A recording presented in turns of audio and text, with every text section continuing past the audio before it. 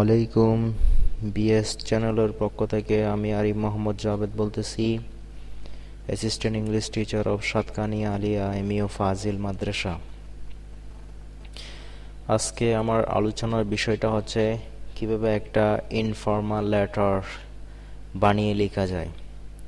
So একটু মনোযোগ সহকারে খেয়াল রাখবেন। আর একটা বিষয় আপনাদের সাথে আলোকপাত করতে যাচ্ছি, সেটা হচ্ছে আপনারা যারা ইয়াং বয়সের, তারা কিন্তু সারাক্ষণ ফেসবুক,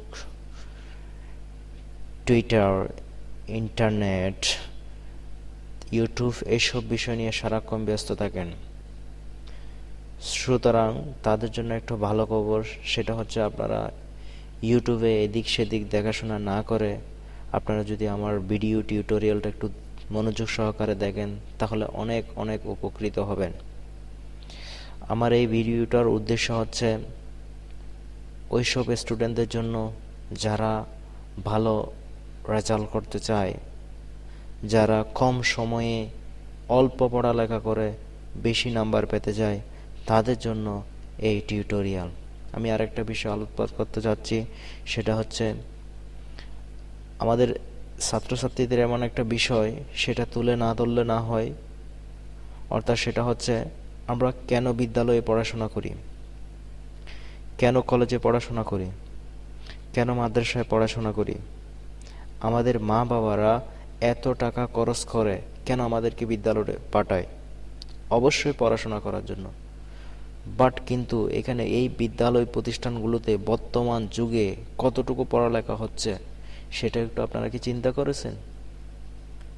চিন্তা করে দেখেন, আমরা যে প্রতিষ্ঠানগুলোতে পড়তেছি সেই প্রতিষ্ঠানে টিচারের কাছ থেকে প্রাইভেট পড়তে হয়।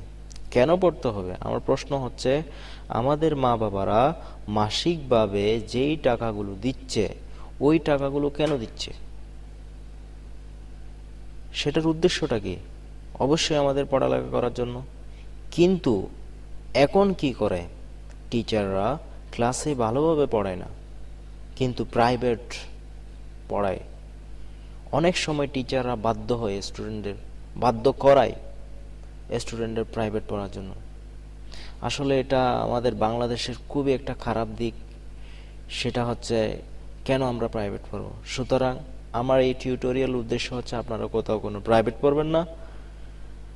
শুধু যখন ইউটিউবে থাকবেন, আজে বাজে হাবিজাবি ছবি না দেখে আপনারা আমার টিউটোরিয়ালগুলো একটু ডাউনলোড করে নেবেন, অথবা আপনারা ওপেন করে চালিয়ে এগুলো একটু খাতা কলম নিয়ে, একটা জিনিস খেয়াল রাখবেন, খাতা কলম নিয়ে বসবেন, এই ইনফর্মাল লেটারটা একটু লিখে ফেলবেন।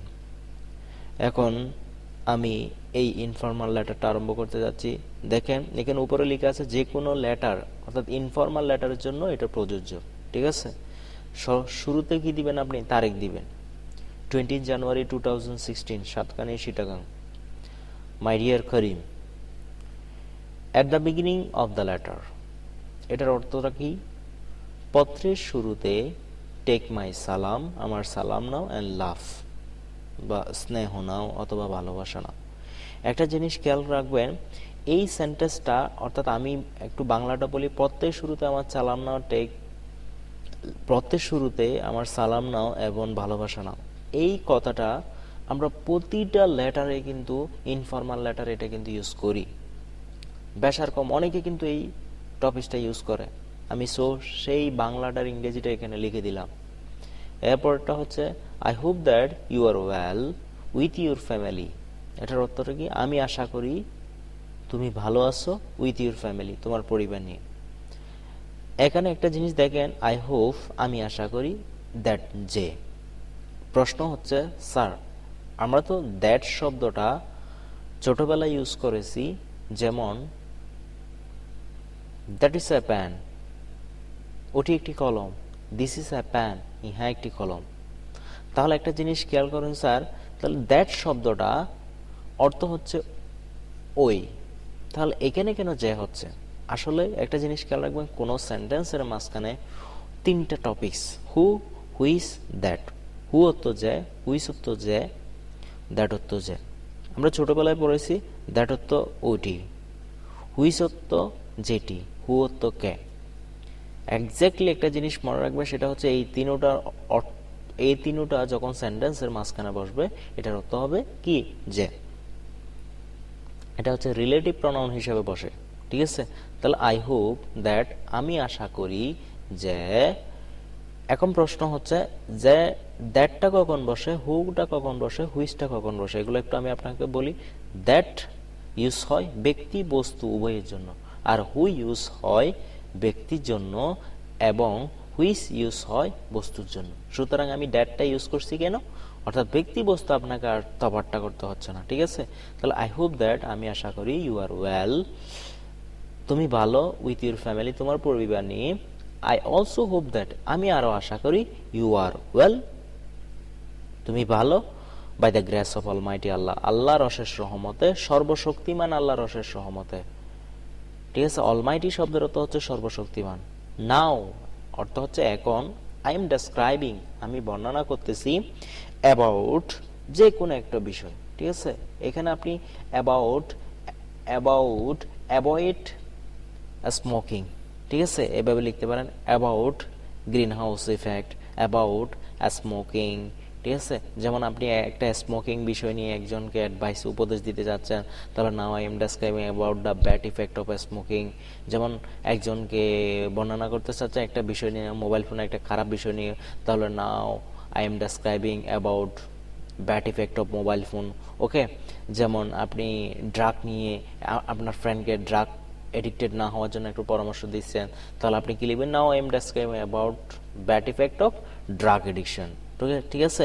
যেমন আপনি আপনার ফ্রেন্ডকে বলতেছেন ধূমপান থেকে মুক্ত থাকার জন্য, ঠিক আছে? তাহলে now I am describing about bad effect of smoking. Okay, তাহলে এভাবে আপনারা কিন্তু মানে আপনাদের যতগুলো ইনফর্মাল লেটার আছে সবটাই এখানে ইউজ করতে পারবেন, ঠিক আছে?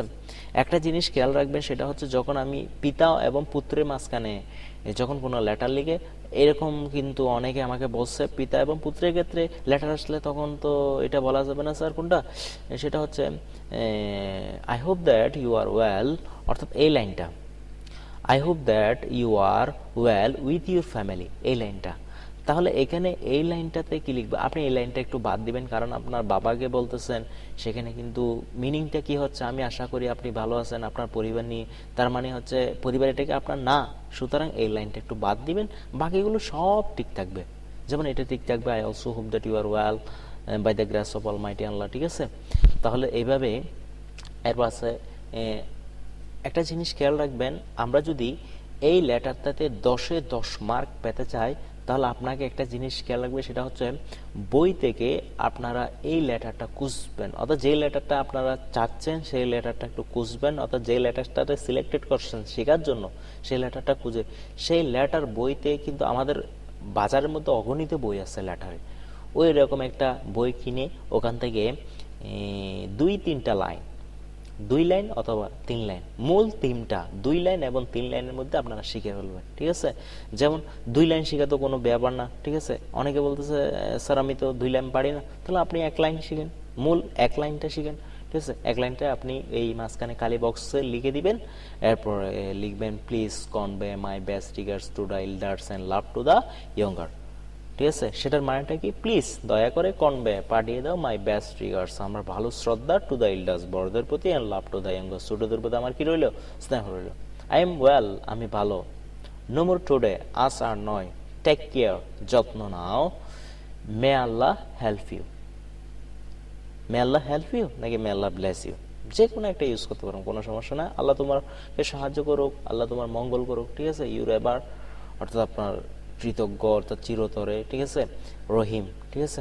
এরপর দেখেন একটা স্টাম আঁকতে হবে, স্টামের মধ্যে দুইটা পাশ থাকে, একটা হচ্ছে ফ্রম আর একটা হচ্ছে টু। ফ্রম মানে আপনি পাঠাচ্ছেন, ওখানে আপনার নাম হবে, টু মানে যার কাছে যাচ্ছে ওনার নাম, ঠিক আছে? যেমন রহিম সাতকানিয়া চিটাগাং, করিম 3/2 মিরপুর ঢাকা, এভাবে। ওকে, একটা জিনিস খেয়াল করেন, এখন স্যার প্রশ্ন হচ্ছে স্যার ইনফর্মাল লেটারগুলো তো আসে না, প্রশ্ন হচ্ছে কি ইনফর্মাল লেটারগুলো তো এখন কমে আসে, এখন তো ইমেল আসে, তখন ইমেলের ক্ষেত্রে আমরা কি করব স্যার? তাহলে একটা জিনিস খেয়াল রাখেন, ইমেলের ক্ষেত্রে আপনারা কি করবেন, আমি এই বিষয়টা আপনাদের একটু দেখাচ্ছি। সেটা হচ্ছে আপনারা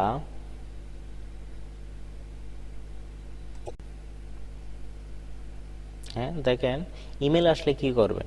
ওকে, তাহলে ইমেল আসলে আপনারা একটা জিনিস করবেন, সেটা হচ্ছে ইমেলের মধ্যে, অর্থাৎ যদি ইনফর্মাল লেটার ইমেল হিসাব আছে সেটার ক্ষেত্রে বলতেছি এই শুধু এইখানে, অর্থাৎ আমরা যে স্টামের মধ্যে ফ্রম টু এইদিকে লিখতেছি করিম রহিম, ঠিক আছে, তখন আপনারা ইমেল যখন আসবে তখন ইমেলের মধ্যে, অর্থাৎ লেটারটার উপরের দিকে দেখেন, লেটারটার একেবারে উপরের দিকে যেই টপিকসটা আছে, যেমন দেখেন 20 জানুয়ারি 2016 সাতকানি চিটাগাং মাই ডিয়ার, এই টপিকসগুলো কি করবেন না, লিখবেন না, ঠিক আছে।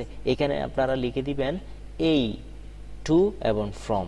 টু এর মধ্যে লিখবেন একটা জিমেল আইডি, যেমন করিম gmail.com, ঠিক আছে, আর ফ্রম এর মধ্যে রহিম gmail.com, অর্থাৎ যার কাছ থেকে আসতেছে ওনার নাম, যার কাছে যাচ্ছে এর নাম, ঠিক আছে। টু তো হবে ওর নাম, ফ্রম হচ্ছে যার কাছ থেকে আসতেছে ওনার নাম, ঠিক আছে। আর কিচ্ছু করতে হবে না, এই দুইটা জিনিসে দুইটা জিমেল আইডি দিয়ে দিলে, লিখে দিলে হয়ে যাবে, ঠিক আছে। জিমেল আইডি, এখন প্রশ্ন হচ্ছে স্যার আমার তো জিমেল আইডি নাই। না, আপনার জিমেল আইডির দরকার নাই, আপনি নিজে একটা বানিয়ে লিখবেন, যেমন কিরকম রহিম gmail.com, করিম gmail.com, ঠিক আছে। যার কাছে লিখতে বলে, যেমন প্রশ্নের মধ্যে এরকম লেখা থাকে, ঠিক আছে, আপনারা ওগুলা দেখে দেখে ওই জিমেল আইডি গুলো লিখে দিবেন, ঠিক আছে। অবশ্যই আমি জানি জিমেল আইডি কিন্তু কি, অনেকেই কিন্তু জিমেল আইডি জিনিসটা বুঝে না, ঠিক আছে। না বুঝলে আমার একটা টিউটোরিয়াল আছে, এটা একটু দেখবেন কিভাবে জিমেল আইডি হয়, এই জিনিসগুলো দেখলে আপনারা বুঝতে পারবেন। ওকে, আমার ক্লাস এতটুকু। আগামী যে ক্লাসগুলো হবে এগুলো দেখার জন্য আপনাদের শুভেচ্ছা কামনা করছি, ঠিক আছে। আজকের মতো এতটুকু। Thank you very much, thank you everybody. আসসালামু আলাইকুম।